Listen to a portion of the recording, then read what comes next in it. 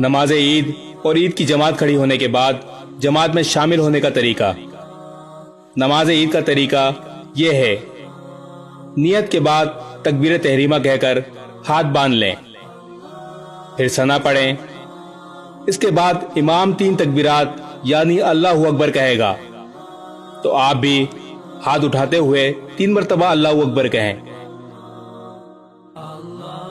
پہلی تکبیر کے بعد ہاتھ چھوڑ دیں، دوسری تکبیر کے بعد ہاتھ چھوڑ دیں اور تیسری تکبیر کے بعد ہاتھ باندھ لیں۔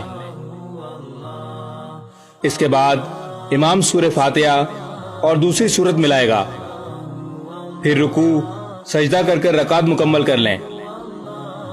پھر دوسری رکعت میں سورہ فاتحہ اور دوسری سورت پڑھنے کے بعد رکوع میں جانے سے پہلے 3 مرتبہ ہاتھ اٹھا کر تکبیرات کہیں اور درمیان میں ہاتھ نہ باندھیں۔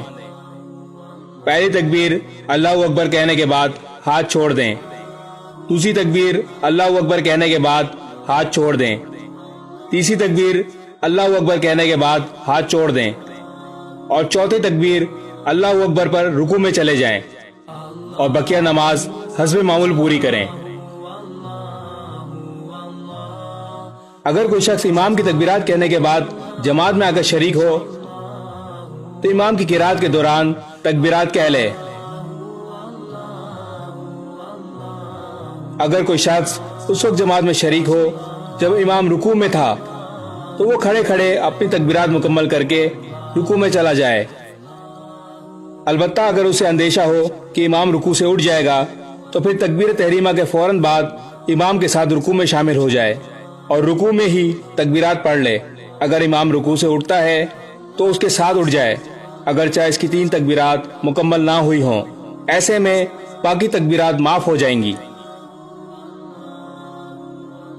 اگر عید کی نماز میں کسی نمازی کی 1 رکعت رہ جائے تو امام کے سلام پھیرنے کے بعد کھڑا ہو، پہلے قرات کرے، اس کے بعد تکبیرات کہے اور پھر نماز پوری کرے۔